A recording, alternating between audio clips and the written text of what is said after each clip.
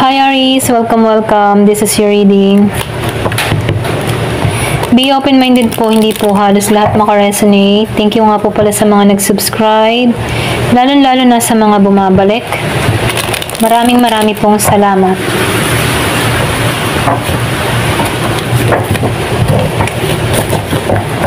Give me the message for Aries.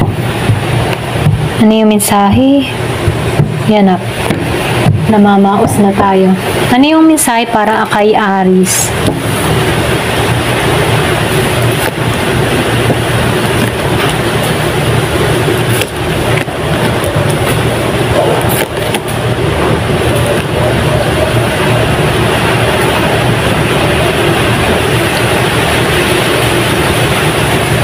So, nakikitaan ko dito, no?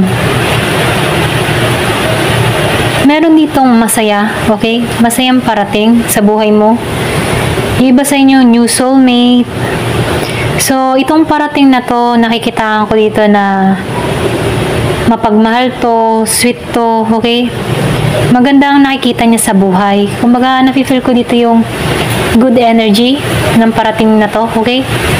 Yung iba sa inyo, parating sa'yo is Scorpio. So, nakikita ko dito yung connection na may pag-aaruga sa bawat isa, okay? So, nakikita ko dito yung maalalahanin, ganun ka din, ganun din siya. So, nakikita ko dito yung mirroring, okay? Reflection. Or pwede rin sabihin, kung ano yung energy mo, ganun din yung energy ng tao na to, okay? Kumaga, susuklian ka ng pagmamahal, okay? Tulad ng pagmamahal mo sa tao na to, okay? So, nakikita ko rin dito yung sharing nyo sa bawat isa. Yung mga nangyayari or nagaganap sa'yo, okay? So, nakikita ko dito yung update kayo sa bawat isa, okay? So, nakikita ko rin dito, yung iba sa inyo, meron kang kadiling dito na Pisces na inalisan mo, okay?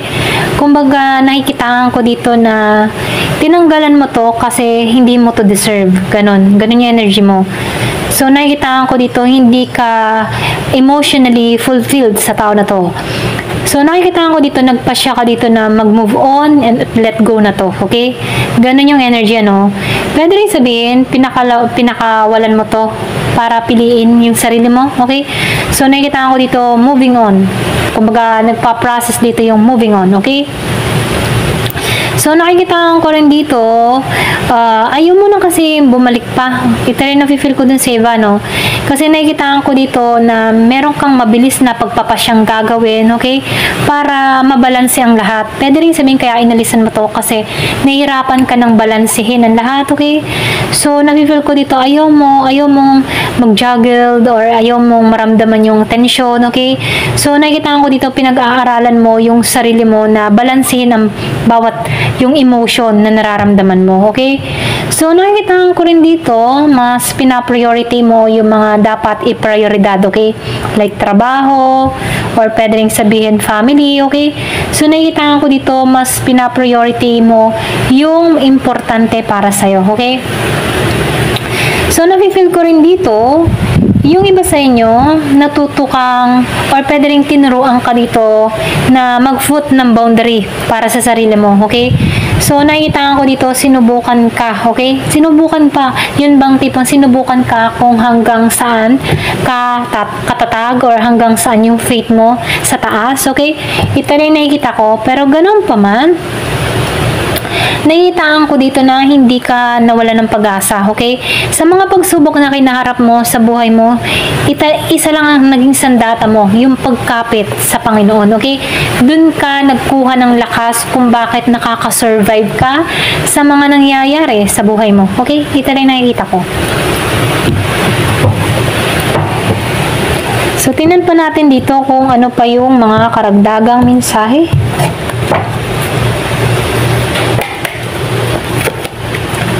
So, lumabas ang egg. So, nakikita ko dito yung success, tagumpay, okay? Or pwedeng sabihin bunga ng pinaghihirapan, okay?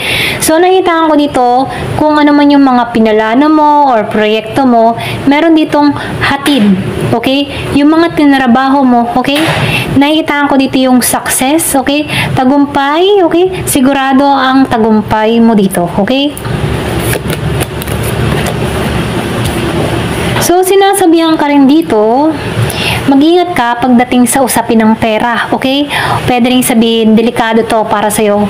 So, pwedeng merong mga tao na nagmamatsyag sa'yo, okay? Lalo-lalo na sa usapin pera, okay? So, sinasabihan ka dito, no? Pahalagahan mo, ingatan mo, or pwede rin sabihin na protektahan mo, okay? Meron ditong pagkawala. Kumaga merong babala, ano? So, sinasabihan ko dito, ingatan mo, okay? So, nafe-feel ko dito may September. Pwedeng merong nangyari sa'yo nitong September, or pwedeng sabihin last September. Yung iba sa inyo pwedeng na-scam ka pagdating sa pera. Nag-start yung September, okay? So, meron ditong mahalaga or importante na nangyari sa'yo noong last September, okay? So, yung iba naman sa inyo, nakikitaan ko dito, family wish come true. So, nafe-feel ko dito na kung ano man yung mga kahilingan ng family mo, okay? Meron kang nakamit nitong 2024, last 2024. Kumbaga, meron kang sorpresa, nakamit, or biyaya, okay? Na wish come true ito para sa family nyo.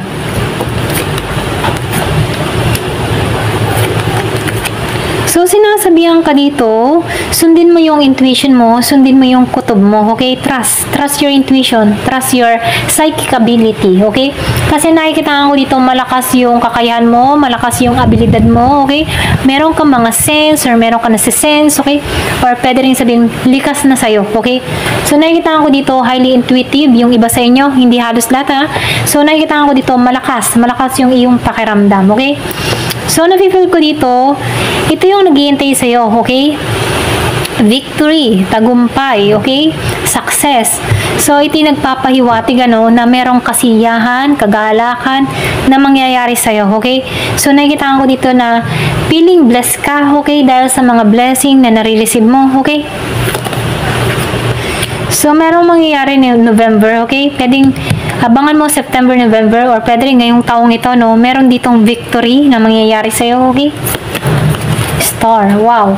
So, guaranteed success ka talaga. Sigurado, magtatagumpay ka. Ito yung mensahe, no? Kasi nakikitaan ko dito yung pagiging mong mabuti, okay? Mabuting kalooban. Kaya maraming blessing kang nare-receive dito. Hindi lang ikaw yung tagumpay dito, kasama yung family mo, okay?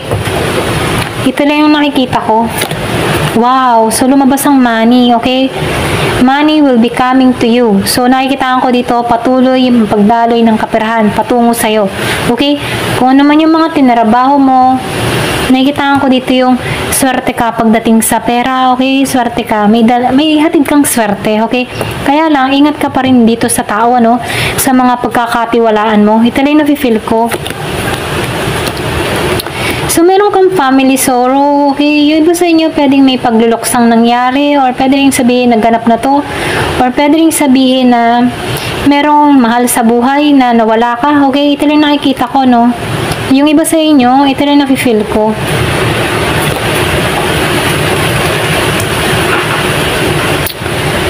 So, yung iba sa inyo, nakikitaan ko dito, no? Meron kang tao na sinabihan ng sikreto, okay? Pwedeng meron kang pinagkatiwalaang tao, meron kang kinuwento dito, at itong tao nito, ikinalat nito, okay? Kumbaga, chinismis ka nito. Kumbaga, itong tao nito ay hindi mapagkakatiwalaan.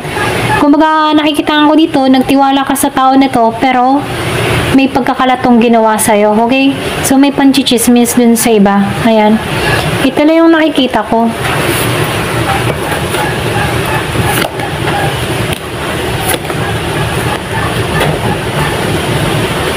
So, nafe-feel ko dito, yung iba sa inyo, meron ka talagang mahal sa buhay na nawala. Pwede nangyari to last year. Kumbaga, meron kang pagluha na nangyari, okay? Pero huwag ka mag-alala, no? Hindi man natutulog si God, okay? May karma dito. Ito lang nakikita ko. Lumuha ka dito, okay? Pero nakikitaan ko dito or nafe-feel ko dito yung temporary, okay? Hindi yan pang matagalan tong pain na nararamdaman mo. So, yung karma, good or bad, okay? Kung ano man yung naging gawa sa'yo. So, nakikitaan ko dito may balik din to. Ito lang yung mensaya, no? Kaya huwag ka mawawala ng pag-asa. Kung nakaramdam ka ng luha, okay? So, meron ditong karma. So, mayroong golden fish. Nakikitaan ko dito yung pag-increase ng material or paglago ng material, okay? Or meron ditong yaman, okay? So, nakikitaan ko dito marami kang mapupundar. Pwede ngayong taong ito, okay? So, nakikitaan ko dito yung spiritual growth sa iba. Kumbaga, marami kang natutunan sa mga pagsubok na kinaharap mo. Natuto ka dito. Ito lang nakikita ko. So, may paglago, may pag-angat sa buhay mo. Ayan. Thank you for watching. Love and peace.